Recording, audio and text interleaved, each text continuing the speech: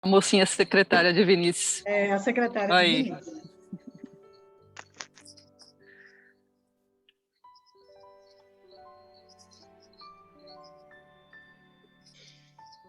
Podemos começar? Eu não ouvi a gravação. Então... Já passou a gravação. Foi, né? Pronto. Então, muito bem-vindos todos vocês.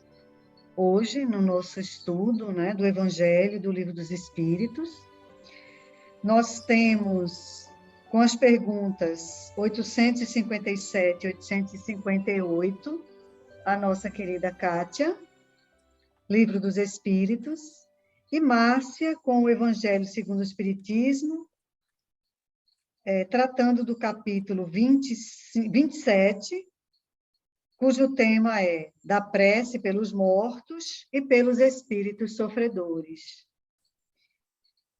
Então, antes de passar a palavra para nossas irmãs queridas, vamos fechar os nossos olhos e buscar aquela introspecção tão necessária para que a gente se desligue por alguns momentos das questões vivenciadas no dia de hoje, nos desvencilhemos um pouco das questões do mundo material e comecemos a tratar das questões espirituais a partir do momento em que estamos fazendo esta prece. Pedimos à equipe espiritual que assiste, que nos assiste, que coordena este estudo todas as terças-feiras, a proteção, o amparo, o discernimento, para que consigamos compreender, e não só compreender, mas termos a certeza de que estas verdades norteiam as nossas vidas no caminho deixado pelo nosso Mestre Jesus. Caminho, verdade e vida. E desta forma, envolvidos nas suavíssimas vibrações do nosso Mestre amado, na companhia dos amigos espirituais que estão nos assistindo neste momento, pedimos permissão ao nosso Criador para darmos por iniciados os estudos da noite de hoje. Que assim seja. Bom, então a gente agora passa a palavra para Kátia, que vai tratar das questões 857 e 858 do Livro dos Espíritos. Com você, minha querida. Então, muito obrigada. Eu adoro ser chamada de querida. E por você, então, né, que também é muito querida. E eu estava pensando justamente nisso, né? Como eu gosto de ouvir, porque realmente nós nos queremos muito bem. A Fraternidade Espírita de Aldeia é composta por pessoas que se querem muito bem. E isso é maravilhoso. Então, que Deus nos dê uma boa noite, a espiritualidade também participando, nos dando aquela força de sempre, para que realmente a gente possa ter essa confraternização mais uma vez, esses estudos, né, esse aprendizado mais proveitoso possível dentro dessa nossa casa virtual de oração e trabalho. Nós vamos ler hoje, vamos continuar, né, dar continuidade ao estudo da Lei de Liberdade. Estamos estudando as leis morais, né, as leis divinas. E a Lei da Liberdade, ela está dividida em vários subtítulos.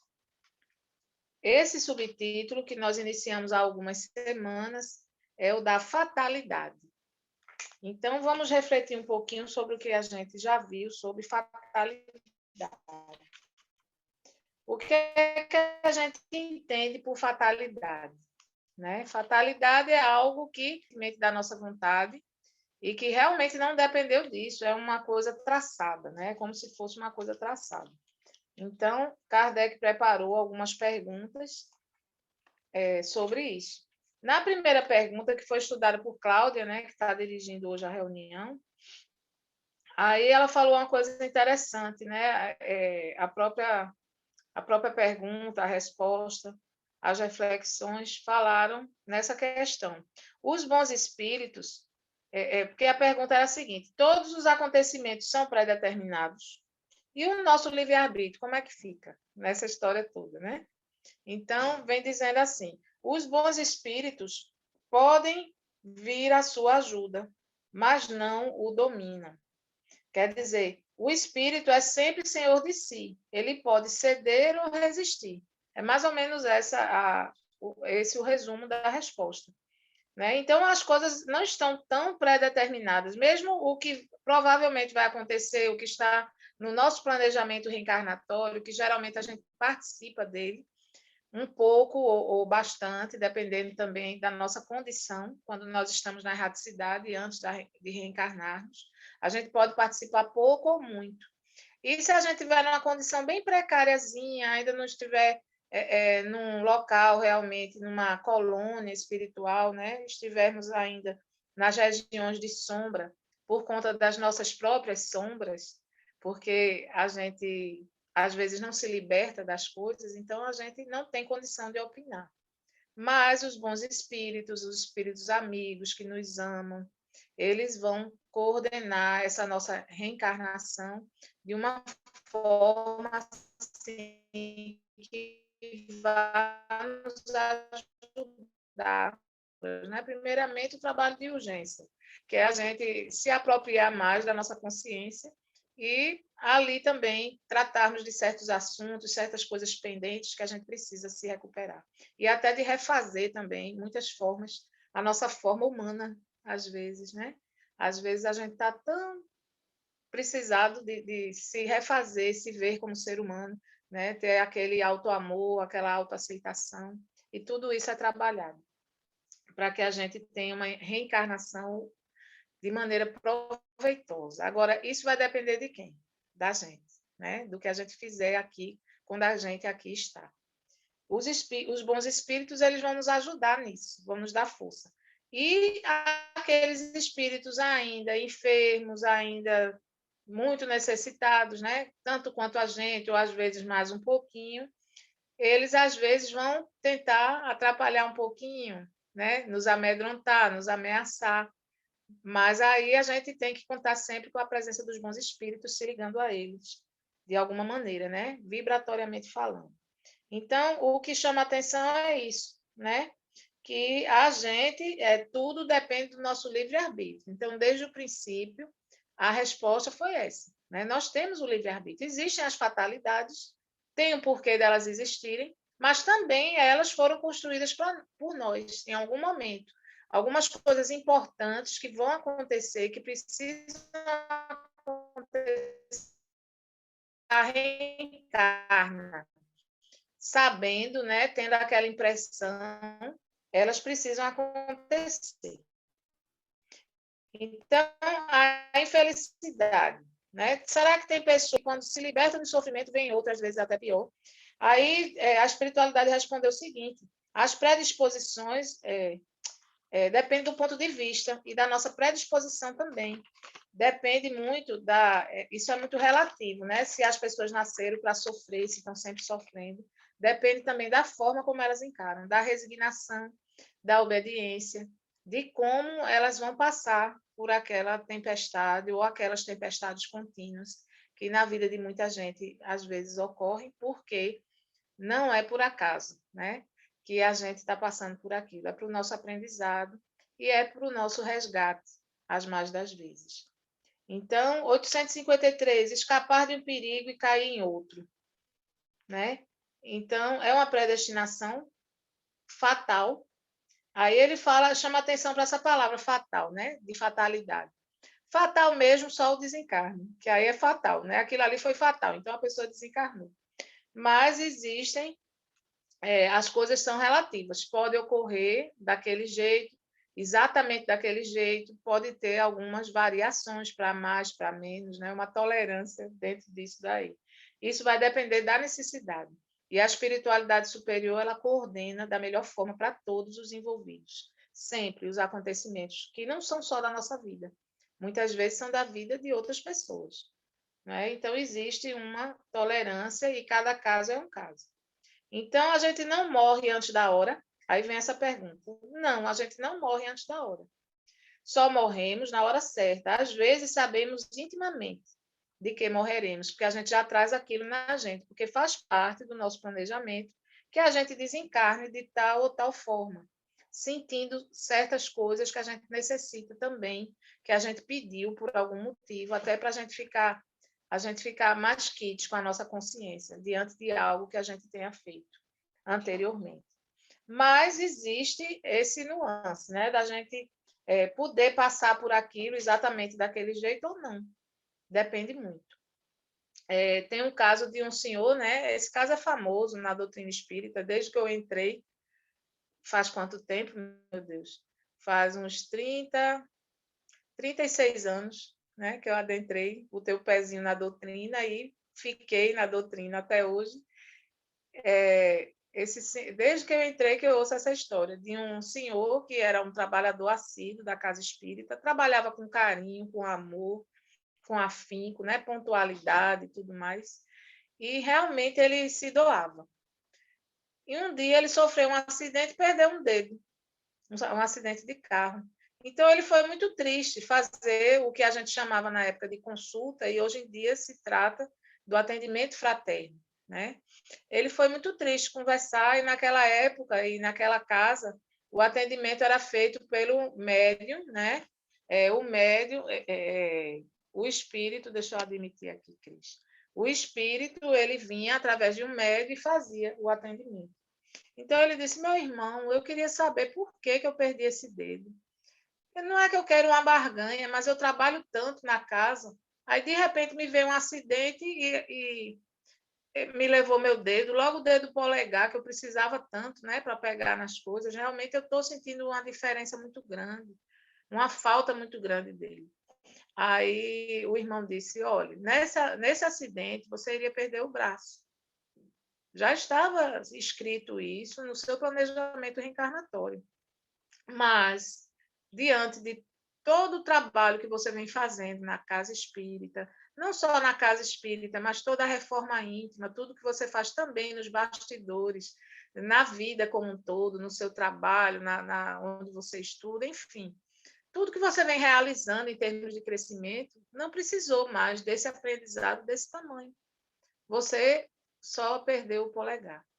E está aí ainda, né? Ainda está na luta dessa reencarnação. Então, ele ficou satisfeito e agradecido, porque tinha perdido só o polegar. Então, gente, é isso, né? As coisas são relativas. Qual o objetivo da providência divina? Nos fazer correr perigo. Aí a nossa irmã Fátima, parece, né? Falou sobre isso. Eu não me lembro se foi Rita. Realmente agora eu estou perdida. Mas justamente isso. Não é a providência divina que faz a gente correr perigo. Os perigos existem. Fazem parte das nossas provas, muitas vezes. Não é nem questão de expiação, de merecimento, de necessidade, uma necessidade premente, né? Os perigos, eles estão aí. Nós estamos vivendo num mundo de expiações e provas. Então, a gente está passando por muita coisa, né? Os perigos, eles são iminentes. E por que há a permissão que a gente passa? Independentemente da vida que a gente leva, a gente precisa, até para ser uma advertência a gente. E, às vezes, a gente passa por um perigo tão grande. Eu vi uns vídeos que as pessoas sofriam, assim, perdiam, escapavam da morte. Né? Muitos deles, um atrás do outro. Se a gente entrar na internet, né, a gente vê. Eu não sei o nome que a gente pode chamar assim, a chamada que a gente pode colocar, né, na internet. Mas era só isso, meu filho estava vendo. Então, pessoas que estavam andando no meio de uma estrada, assim, no canteirinho, aí, de repente, caiu alguma coisa do bolso. Aí a pessoa voltou um passo só atrás e, de repente, veio um carro doido e passou ali, justamente onde a pessoa estaria se ela não tivesse voltado para pegar aquilo que caiu do bolso. e outras coisas bem semelhantes, sabe? Que escaparam da morte mesmo, a morte iminente, de uma forma fantástica, que a gente acha assim inacreditável. Se contassem, a gente talvez não acreditasse, mas a gente estava vendo ali. Então, é isso. Às vezes a gente escapa, né? Até para chamar a atenção, né? Aquilo ali foi uma sacudidela. Ó, não chegou a tua hora, não. Mas podia ter chegado. E aí? Como é que está a tua bagagem? Como é que você vai retornar à sua verdadeira morada? Será que você fez alguma coisa? Construiu alguma coisa? E se ao invés da gente construir, a gente tiver destruído, é pior ainda, né? Então, essas sacudidelas, inclusive que acontecem com os outros, histórias que a gente fica sabendo, e principalmente o que a gente lê e estuda na doutrina, são para puxar a nossa orelha, para que a gente se alerte de que a qualquer momento chega a hora da gente partir. E aí, como é que está a nossa bagagem? Né? Então, 856, gente, eu quero chegar agora nela, porque eu fiquei com a 857 e 858. E a 856, veja, fica uma resposta meio que no ar. O espírito sabe qual o gênero de sua morte. Aí, o espírito de verdade, né, a resposta não foi dada completa. Ele disse assim, sabe o gênero de vida que ele escolheu. Né? A questão da morte anunciada. Né? Se eu escolho uma vida assim de muito perigo, se eu sou um alpinista, uma alpinista, né? De repente eu posso morrer, né? Levar uma queda ali e morrer. Eu sei que é um esporte de risco, de alto risco, mas eu estou ali me expondo ao perigo. Então, provavelmente, eu posso morrer daquilo ali. Ou posso morrer em casa tomando banho de banheira, né? Mas, de repente, eu estou arriscando minha vida constantemente. Então, se eu sei o gênero de vida que eu levo, muitas vezes eu imagino que eu possa morrer dali, né? Se eu lido com eletricidade. Eu sei que qualquer deslizezinho, né? Se eu esquecer um equipamento de segurança, se eu esquecer uma norma, se eu tiver com sono fazendo meu trabalho, se eu sou motorista de caminhão e invento de dirigir a noite toda para poder chegar logo no meu destino e pegar outra carga, para ganhar mais dinheiro, para poder chegar logo em casa, qualquer outro motivo, eu sei que estou arriscando minha vida e a dos outros, no trânsito com sono. Eu posso dar uma cochilada e nessa cochilada ocorrer um acidente fatal. E que pode até também prejudicar outras pessoas. Então, gente, eu sei mais ou menos a coisa, como é que pode acontecer, muitas vezes, né? Mas ele não respondeu diretamente a pergunta, né? Se a gente sabe qual o gênero de morte. Ele vem responder justamente na pergunta que eu fiquei com ela. Veja só, 857. Há homens que enfrentam os perigos dos combates com esta persuasão com esta persuasão de que sua hora não chegou. Há alguma coisa de fundada nessa confiança? Aí vem a resposta. Muito frequentemente, o homem tem um pressentimento do seu fim, como pode ter o de que não morrerá ainda. Esse pressentimento lhe vem dos seus espíritos protetores, que o querem advertir a estar pronto para partir, ou que levantam sua coragem nos momentos em que ela lhe é mais necessária. Pode-lhe vir ainda da intuição que tem da existência que escolheu, ou da missão que aceitou e que sabe dever cumprir. Então, sobre isso, existem as duas perguntas, 411 e 522, que a gente pode complementar esse estudo. Veja só, se eu vou para a frente de batalha e eu tenho a certeza de que vou morrer ali, me dá aquela coisa assim, eu sei que eu vou morrer, né? Às vezes pode ser uma intuição, realmente, né? A gente às vezes sente quando é que a gente vai morrer, porque a gente já tem se preparado nos momentos de emancipação da alma, que foi o tema do estudo de sábado do nosso irmão Francisco, dos Semeadores da Fé, aqui na nossa palestra. Então, quem tiver a oportunidade de assistir, eu achei ótima, sabe? Altamente didática, produtiva, para a gente entender melhor os tipos de emancipação da alma, né? E aí a gente, de repente, na época de emancipação, a gente entrou em contato com os irmãos e eles disseram, olha, você vai morrer quinta-feira. Você vai desencarnar quinta-feira. Então, você vai se preparando, né? Porque vai acontecer isso na próxima quinta. Então,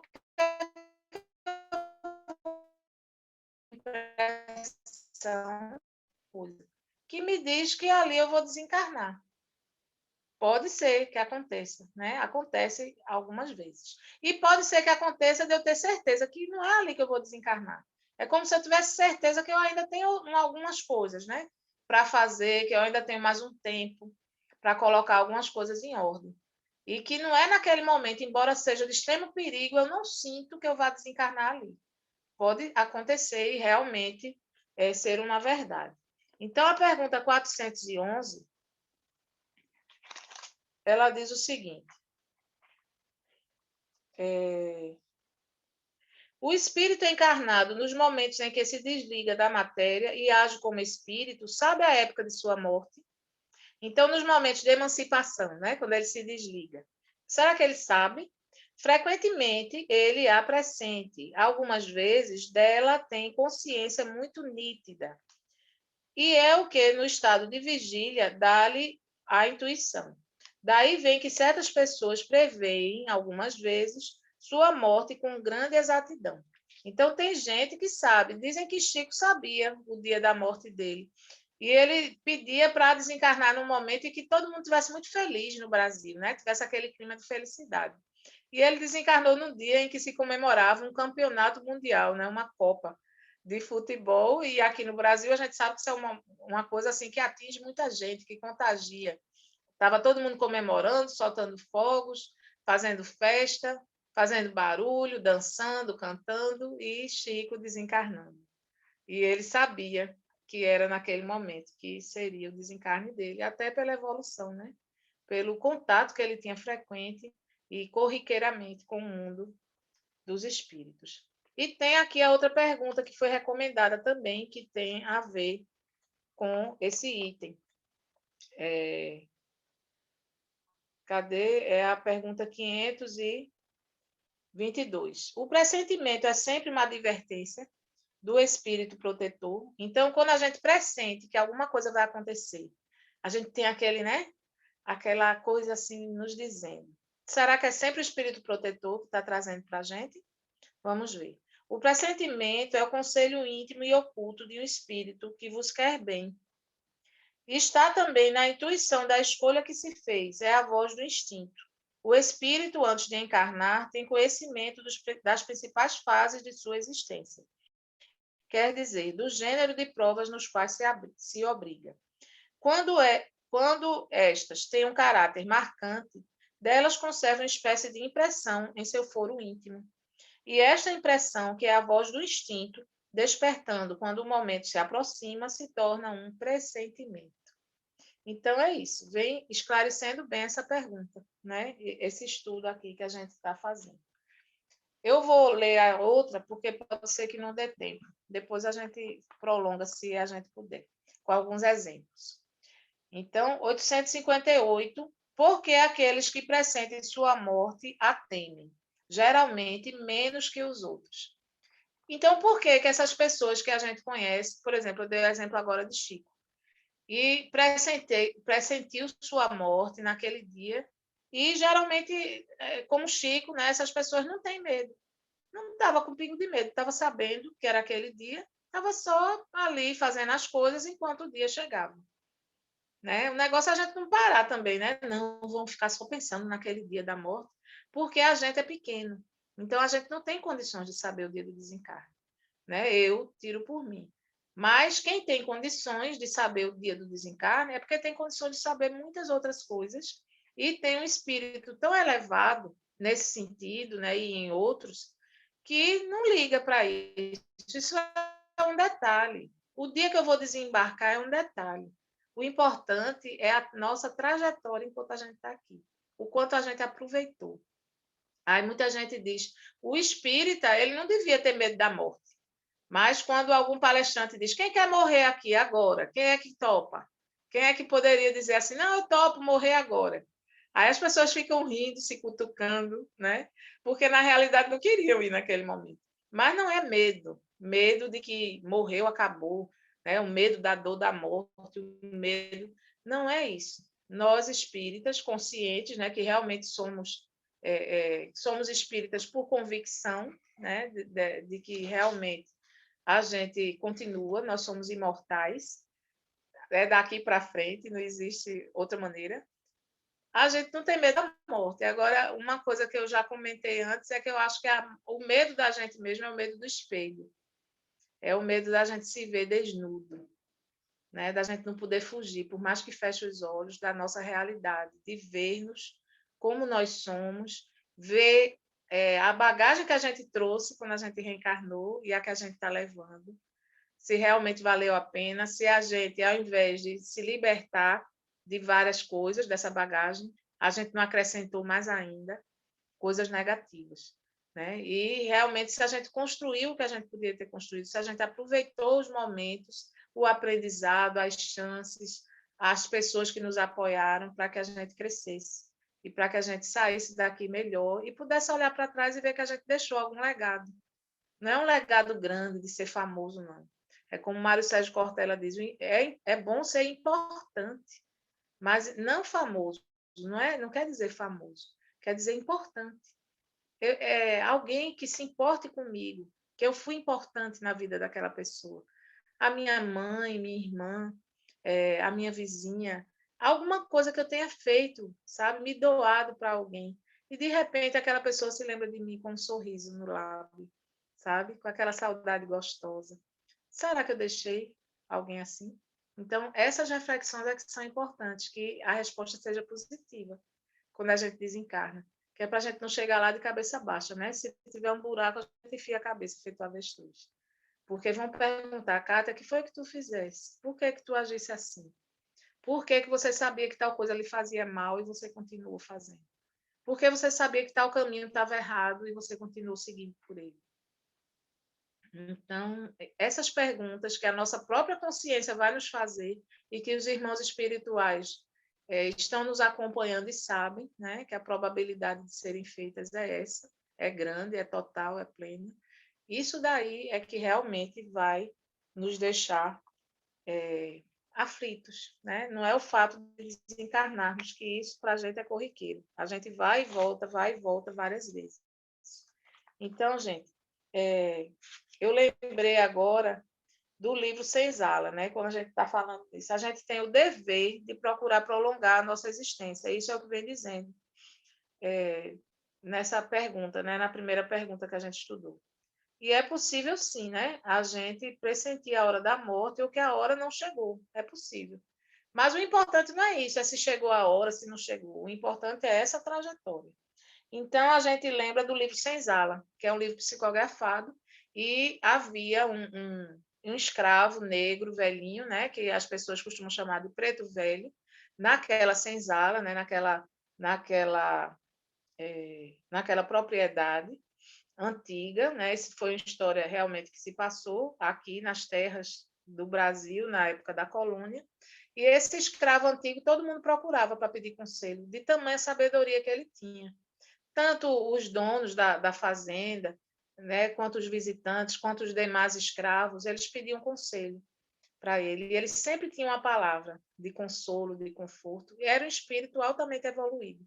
Quando ele desencarnou, passeando por ali com o seu instrutor, ele perguntou assim, ele disse, olha, não era bom que a gente alertasse as pessoas para que elas se preparassem para morrer, se preparassem para a morte, porque esse momento é muito importante. A gente vai encarar, né, o que a gente é de verdade. Aí o irmãozinho disse a ele, isso eu li, gente, eu tinha uns 17 anos de idade. Aí o irmão disse a ele, olha, não se trata de se preparar para a morte, se trata de se preparar para a vida. Porque quem está preparado para viver está também para morrer.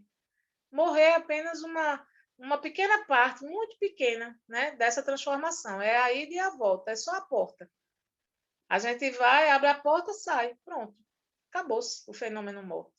Assim como quando a gente reencarna, que é muito mais tempo de preparo, né, 9 meses, que é uma gota também no oceano, mas é uma coisa mais trabalhada, né? Aí a gente vai ali abrir a porta e adentrar nessa nova encarnação, onde a gente vai se adaptando aos poucos. Então, gente, vamos nos preparar para o desencarne. Miramês disse uma coisa interessante sobre essa primeira pergunta que eu estudei. Confie em Deus e na sua justiça, que tudo mais lhe virá de acréscimo. Isso daí é um versículo bíblico, né, que a gente está acostumado a ver, às vezes, por aí, né, nos carros, nos adesivos. É isso. Se a gente confiar em Deus, a gente vai conseguir. E para agora entregar a Márcia, né, para ela começar a preleção dela, eu queria dizer que, no final, né, desse estudo, a gente vê que nós temos instintos, depois vem a razão e depois a intuição, que já é uma coisa mais elaborada quando a gente vai se desenvolvendo mais. E cada vez mais essa intuição vai nos levar para os caminhos certos e a prever, inclusive, a saber mais ou menos o futuro. Mas que a gente, para isso, para a gente ficar em sintonia com as coisas boas, com os irmãos espirituais superiores, para que a gente saia das situações da melhor maneira, ou desencarnando ou não, mas que a gente saia de cabeça erguida, de que a gente está fazendo o melhor, conforme o que a gente já aprendeu, se apropriar realmente do que a gente sabe já, do pouco que a gente já sabe, a gente precisa da oração, que é justamente o tema que Márcia vai abordar hoje. A gente precisa da oração para servir de ponte, para que a gente entre em sintonia com esses irmãos que vão nos ajudar, que vão nos intuir, para que a gente possa seguir sempre os melhores caminhos, aqueles que vão nos levar à felicidade, a felicidade do dever cumprido e da consciência tranquila. Que Deus nos abençoe e nos ilumine hoje e sempre. Passa a palavra para a Cláudia. Muito bom, minha querida, muito bom. Gratidão pelas Eu é suas que colocações, viu? Pela forma tão clara e didática, né? Que você trouxe no assunto, que não é simples, né? De se desenvolver. E a gente eu passa, então, agradeço. agora para a Márcia. Ela vai tratar do capítulo do Evangelho segundo o Espiritismo, é o capítulo 27, da prece pelos mortos e pelos espíritos sofredores. Com você, querida. Obrigada, Cláudia. Eu queria começar já chamando a atenção de como é interessante, como a gente percebe que sempre um assunto acaba sendo ligado ao outro, né? Eu notei aqui, eu queria pegar o gancho do que a Kátia falou agora, no momento da explicação dela, relacionando esse medo do desencarne, esse medo da morte, com a questão de você se ver desnudo, né? De você, aquele véu do esquecimento vai se desfazendo, é claro, dependendo do grau de evolução que cada um de nós atingiu, mas de certa forma abre-se um outro mundo, né? Abre-se outras verdades que por algum momento a gente havia esquecido, inclusive em relação ao planejamento desta encarnação que finda no momento, né, que estava findando naquele momento. E isso eu acho muito interessante porque tem muito a ver com o tema que a gente vai falar um pouquinho agora, que é a prece pelos mortos e pelos espíritos sofredores. Por que eu digo isso? Porque muito desse sofrimento, muito desses espíritos que ao adentrarem, né, ao retornarem ao mundo espiritual, muito do que eles sentem é justamente perceber, né, quando se veem desnudos, dos males, das falhas que cometeram durante a sua vida aqui, né, ou das boas oportunidades que deixaram de aproveitar, do mau uso que fizeram dos recursos que tiveram ao longo da sua vida, né? Então, é claro que a gente tem várias situações. Tem as situações daqueles que ainda estão naquela vibração ainda do bem inferior, né? Então, quando desencarnam, vão encontrar esses outros espíritos por afinidade, não vão ainda se dar conta dos erros que cometeram, né? Ainda vão continuar, mesmo no mundo espiritual, vivendo, às vezes até de continuar fazendo mal a outros irmãozinhos sofredores que estão lá. Mas existem aqueles que já conseguiram, né, andar um pouquinho mais no caminho da evolução e conseguem se aperceber das falhas que cometeram. E aí começa a vir o sofrimento, né?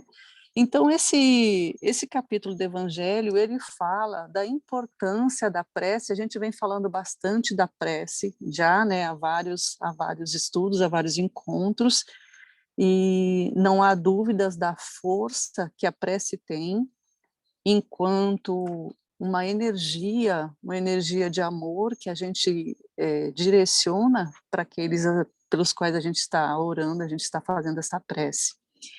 E aí, neste capítulo, são descritos 4 itens, né, que vai do 18 até o 21, e nesses itens são abordados, primeiro, a importância da prece por esses espíritos sofredores, por esses irmãos que estão precisando desse auxílio lá no mundo espiritual, e depois fala também um pouquinho de uma contra-argumentação àquelas pessoas que ainda acreditam que a prece não seria inútil, não teria valor, não teria efeito nenhum, né?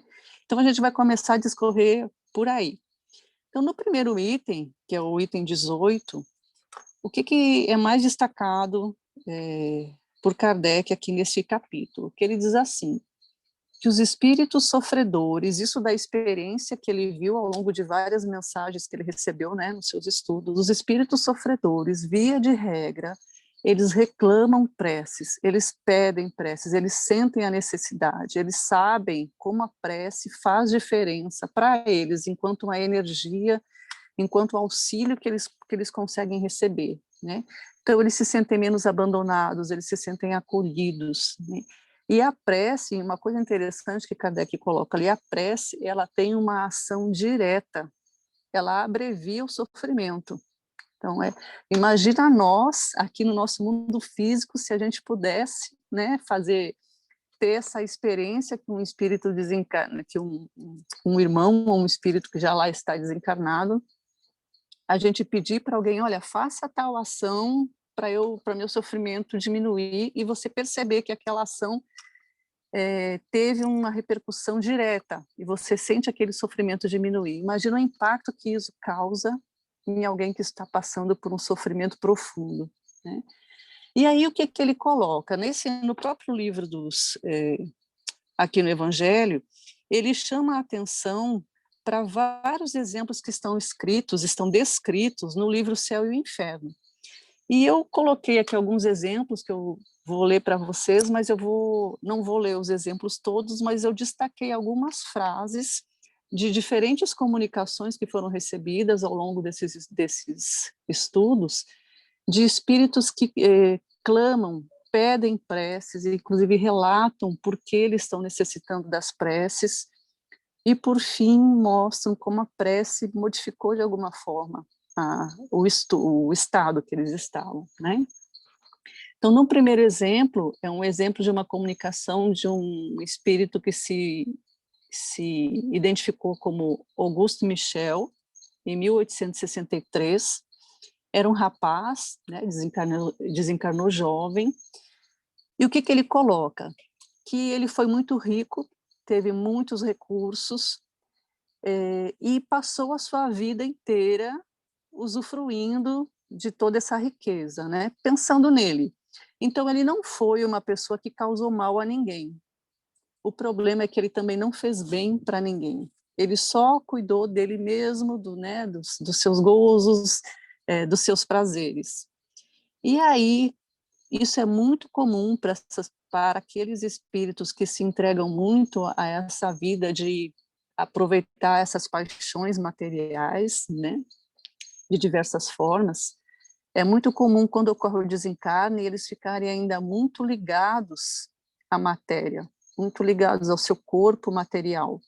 E esse rapaz descreve esse tipo de sofrimento. Ele é interessante porque Kardec descreve várias comunicações, acho que em 5 momentos distintos, em 5 dias distintos.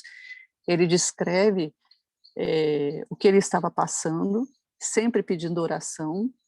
E o que chama a atenção é que ele diz, né, nessa comunicação, logo no início, que ele ainda estava preso, ele ainda se sentia preso ao seu corpo que estava lá enterrado no túmulo, né? Ele já estava lá no túmulo. E ele não conseguia ligadas a este corpo físico. E as preces dele eram justamente para isso. Ele pedia que orassem por ele para ajudá-lo a se desprender do seu corpo físico. E é interessante que ao longo dessas comunicações, né, dessas diferentes comunicações, isso é uma explicação que tem no livro, o médium de imediato ele não percebe essas súplicas que ele fazia, porque o que ele pediu? Eu vou ler depois aqui os pedidos dele. Ele pedia para que que o médium se deslocasse até o local onde ele foi sepultado, para lá fazer uma oração para que ele pudesse se desprender do corpo. Tal era a ligação que ele tinha, ele precisava da localização física do médium lá ao lado da sepultura dele. Então ele coloca assim, que estava muito arrependido de não ter feito bem na sua vida, né, apenas usufruiu dos seus bens materiais, percebeu que a sua vida foi oposta ao que deveria ter sido. Então, ele percebeu, quando ele chegou lá no outro lado, que ele tinha um planejamento muito diferente. Então, vejam ao longo das comunicações dele as frases que ele coloca. Eu destaquei aqui, onde ele pede orações, né? Ele começa dizendo assim: rezai para que Deus me perdoe. Ó, que dor!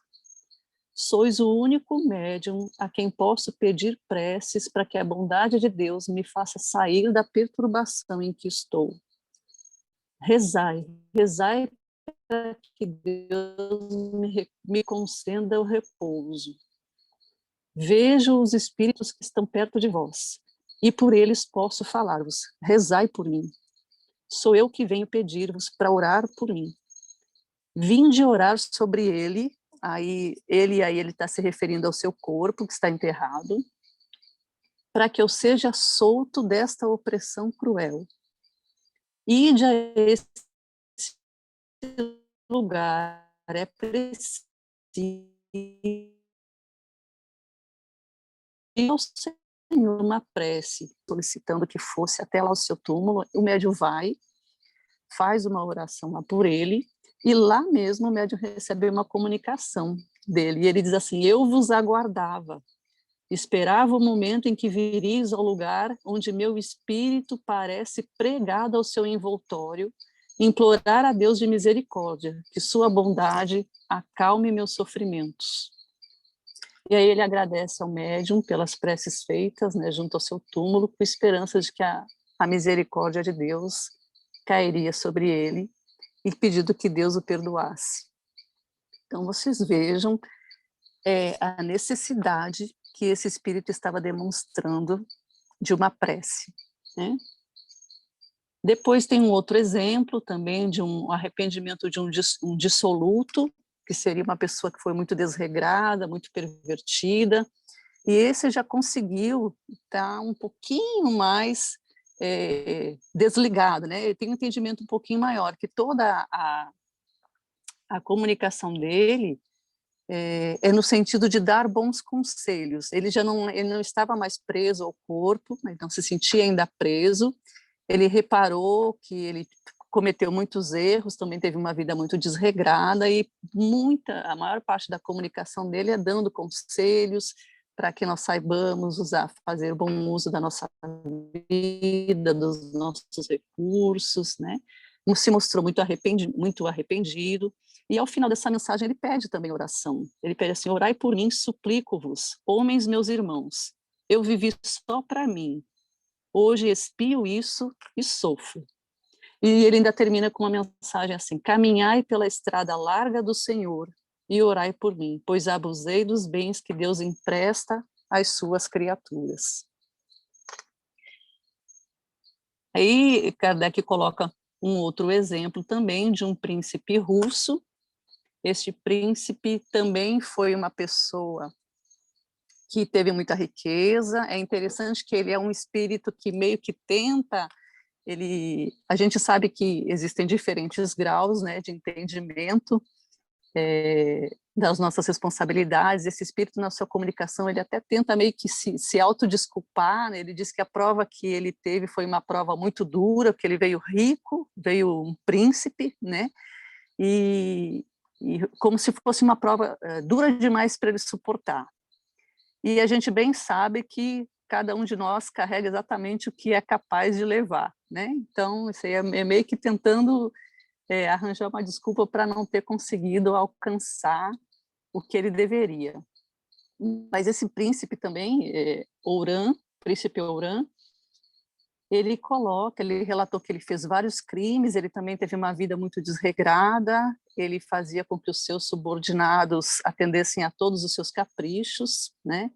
Ele diz que o espírito dele se desprendeu da matéria, mas olha que interessante, mas o sentimento moral aumentou o que as sensações acreditadas físicas tinham de horrível. Ou seja, a dor de estar ligado ao físico, feito aquele primeiro espírito, né, descreveu, era menor do que a dor que ele sentia agora, o sofrimento moral, depois de ter percebido todo o mal que ele fez a tantas pessoas. Então, isso ainda era um grande sofrimento para ele. E ele diz que o grande mal da vida dele, como ainda é hoje, né, de todos os nossos dias, foi o orgulho e a vaidade. Né? Ele se sentia soberano, ele queria tudo para ele, todas as vontades deles eram atendidas.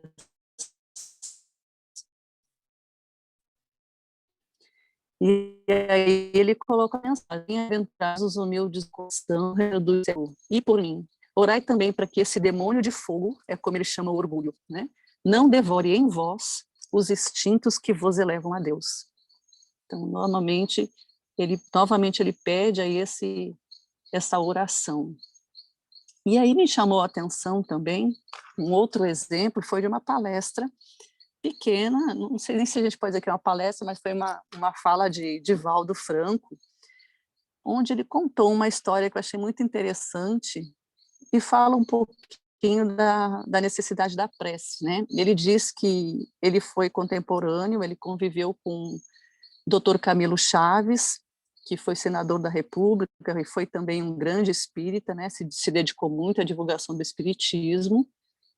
E lá pelos idos de 1950, Camilo Chaves desencarnou, e tempos depois, Divaldo num desdobramento, encontrou com ele no mundo espiritual. Conversaram muito e Camilo falou um pouquinho para ele como foi o desencarne dele. E aí ele disse que ele foi recebido por Bezerra de Menezes, né? E que estava lá num local muito agradável, mas ele ainda sentia, apesar de estar no local bom, ele sentia de vez em quando uma angústia que ele não conseguia explicar.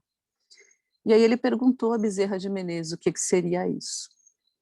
E Bezerra explicou a ele que ele foi, na época da antiga Babilônia, ele foi um dos últimos soberanos da Babilônia, ele foi o rei Nabucodonosor, que foi muito cruel e que tinha o hábito de castigar os seus escravos, os seus prisioneiros de guerra que eram escravizados, cegando-os. E foram milhares de pessoas que ele causou esse sofrimento.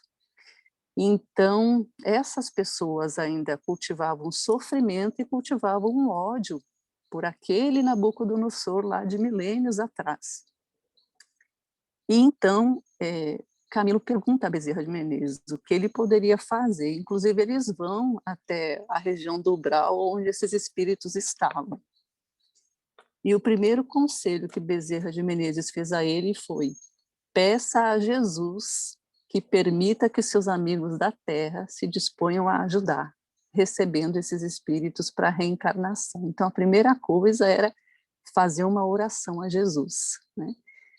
Aí, de fato, bom, depois tem um desdobramento, mas no final das contas ele diz que orou muito a Jesus, que ajudar.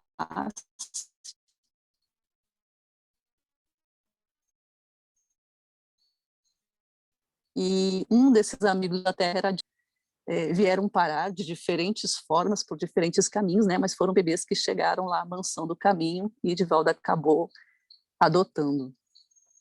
Então, isso também foi um exemplo dessa questão da importância da prece, né? Não só a nossa prece aqui, pelos espíritos encarnados, mas em todos os momentos, como a gente viu, né? Como a prece tem o seu valor. Além disso, além desse primeiro item, mostrando a importância da prece, né? Do efeito direto que a prece tem sobre o sofrimento desses espíritos sofredores, nesse capítulo do Evangelho também existem outros itens que falam um pouquinho de argumentos em favor das preces e em contraposição às crenças de ineficácia da prece, que ele coloca. Acho que ainda hoje existe, né, um pouco desta crença, eu acredito que é um pouco mais fraca, mas na época ainda era bastante discutida.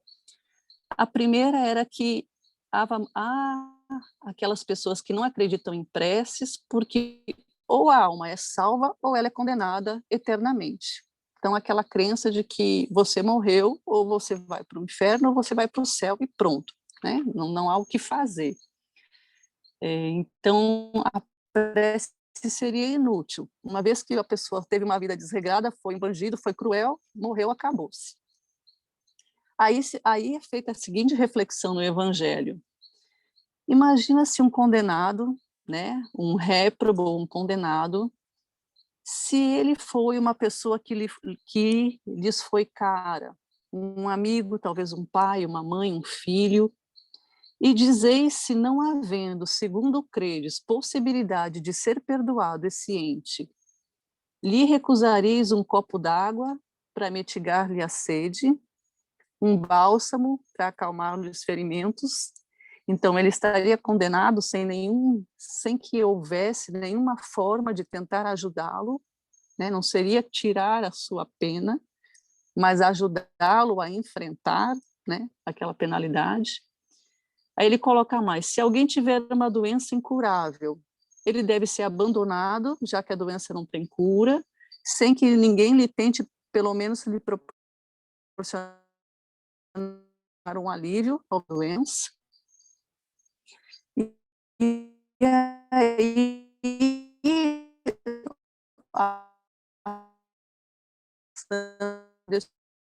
é muito direta. O coração é incompatível com a crença em um Deus que põe na primeira categoria dos deveres o amor ao próximo. Então ele é muito categórico, né? Ele diz assim: isso é uma crença que petrifica o coração, né? Seja passando por um sofrimento, né? Principalmente sendo esta ajuda tão simples e tão importante como uma prece.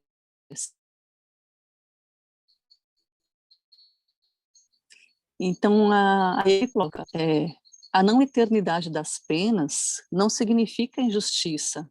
Deus nunca confunde o bem com o mal. Então, o fato de que aquela pessoa não vai estar condenada o resto da vida, né, ou o resto da vida após a morte, não significa que não está havendo justiça, né? Significa que existe possibilidade dela se ajudar. Negolação, dos encorajamentos, dos bons conselhos, seria negar a força da assistência moral daqueles que nos querem bem. Então, isso é um ponto importante que ele coloca. E aí, no item seguinte, ele já faz um gancho com essa questão de eternidade das penas.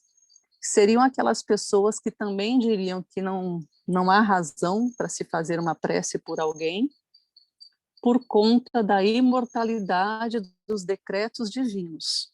Ou seja, são aquelas pessoas que acreditariam que não cabe ao homem pedir que Deus mude a sua justiça, né? Seria como se estivesse criando uma instabilidade na justiça divina. O homem não teria que pedir nada a Deus, apenas submetê-lo e apenas adorá-lo. Então, como é que isso é interpretado? É uma interpretação equivocada da lei de Deus, né? Seria uma falsa aplicação desse entendimento do que seria a lei de Deus. Nesse raciocínio, seria a mesma coisa que a gente dizer que a criatura estaria condenada a ficar eternamente no mal, né? Então, se os decretos divinos são imortais, aí não se consideraria remorsos, arrependimentos, o desejo de melhorar-se, né? Se essa pessoa é mal, ela estaria eternamente condenada ao mal e não caberia fazer prece. Então, isso não faz o menor sentido, né? Até pela própria concepção de Deus que nós temos, né? de infinita bondade e justiça. E isso ainda está muito arraigado, também em algum capítulo, depois aqui eu não me recordo direito, mas no capítulo do Céu e Inferno, existe uma explicação falando assim que o homem foi evoluindo ao longo do tempo, né? Que esses castigos eternos e físicos ocorriam numa época em que o homem ainda era tão primitivo que ele não tinha como entender a força de um castigo moral, por exemplo, de uma pena moral. Então ele tinha muito essa concepção daquela pena eterna como uma forma até de se regrar para tentar mais correta, né? Aquela de viver numa roda de fogo, né? De alguns castigos eternos. Hoje em dia isso já é quase inconcebível, né? Dessas penas eternas. A gente vê que não faz muito sentido. E aí finalizando, o último item diria assim: se for por um determinado tempo, né? Um tempo longo ou um tempo curto, se a pena fosse determinada, como saber se esse espírito volveu ao bem? Né? Se Deus determinasse que a pena dele seria, sei lá, passar por 3 encarnações, um sofrimento sem fim. Quem sabe se depois desse tempo todo ele volveu ao bem, ou ele não continua a mesma pessoa. A gente não vê isso até aqui na Terra, né? Pessoas que passam por condenações dentro aqui da nossa justiça e mesmo depois de pagar por essas penas não se melhoram. Então, não faria sentido. O sentido da justiça é a pena durar o tempo que ela é necessária, o tempo que vem o arrependimento, o remorso e a vontade de se melhorar, né? E este é o gancho que é feito aqui, então, com o último item deste capítulo, que diz assim: a lei de Deus não estabelece tempo para qualquer pena. Ela se resume.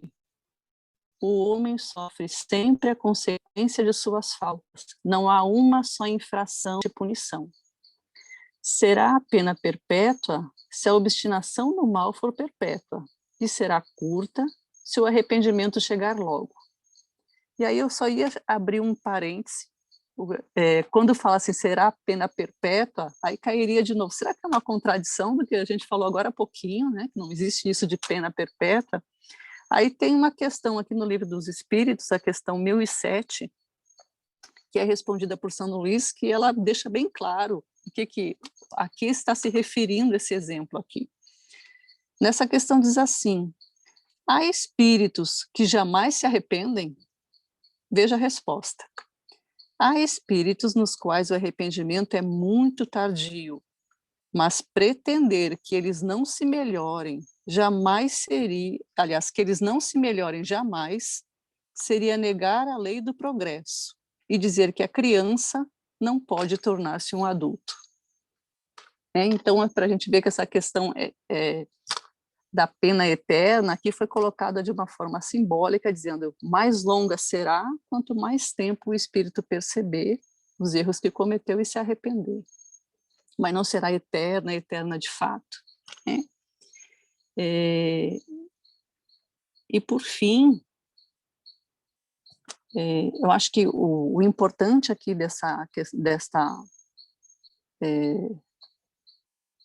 de tudo isso que foi colocado até agora, naquela palestra do Divaldo, foi uma afirmação que ele fez no final, em relação a essa questão das penas e do tempo que cada espírito leva para se arrepender, para perceber os seus erros, e tentar corrigi-los, né? Que não basta apenas sentir o remorso, é importante que se tente consertar, né? Que se tente mudar a situação a partir daquilo.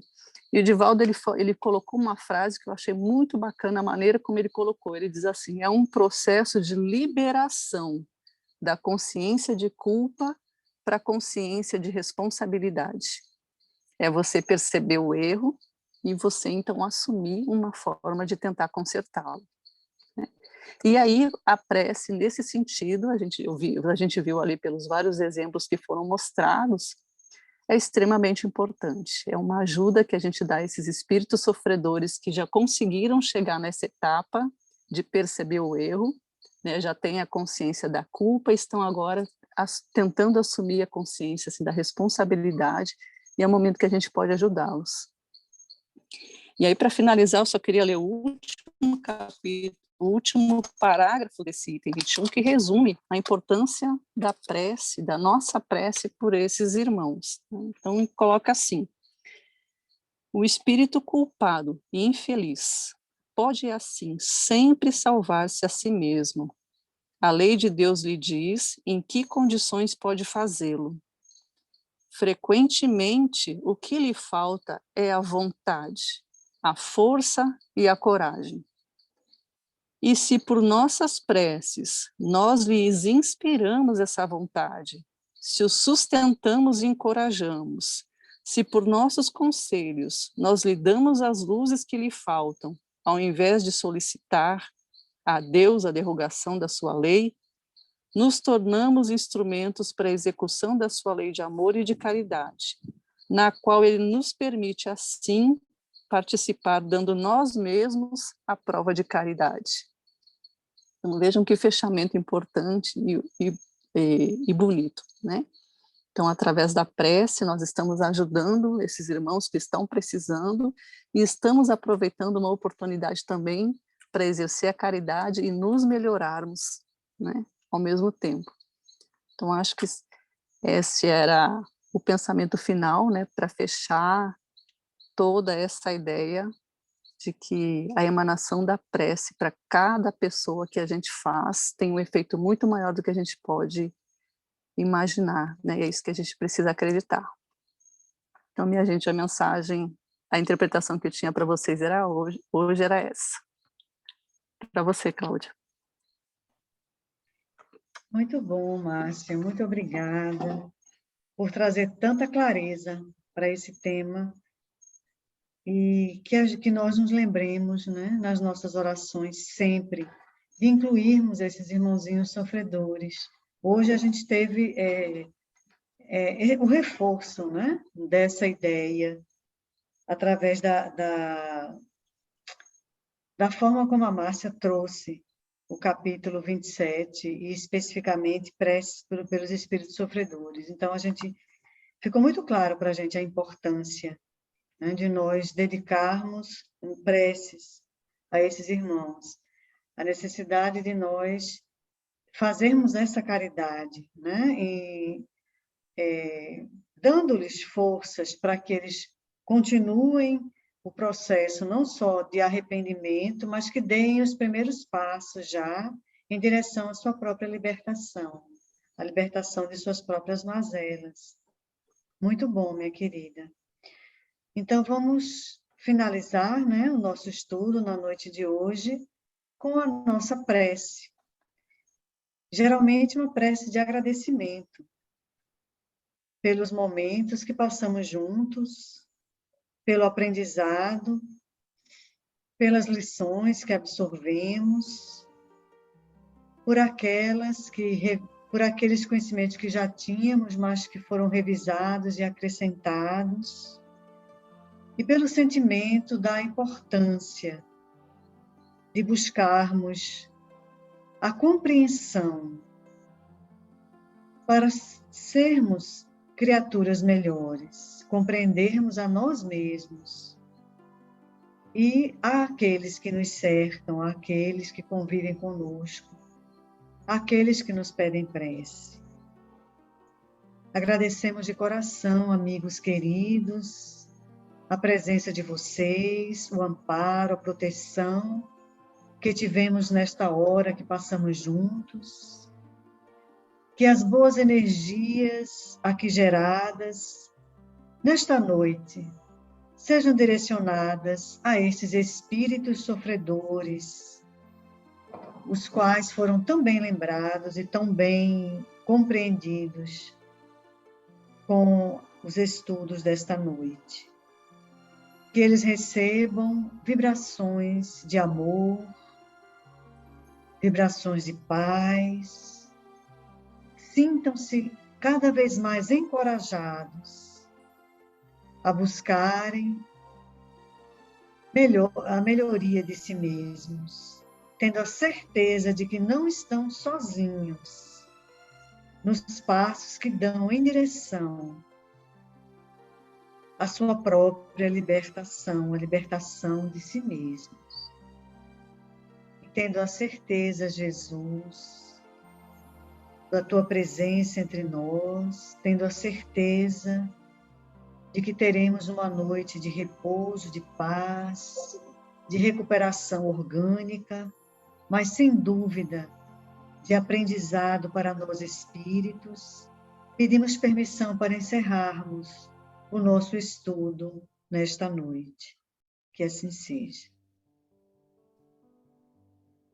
Então, queridos, um beijo no coração de todos. E nos encontramos, né, ainda esta semana, com novos estudos, novas discussões, novos aprendizados. Boa noite. Boa noite. Beijo. Boa noite, beijos. Boa noite. Gratidão. Gratidão também.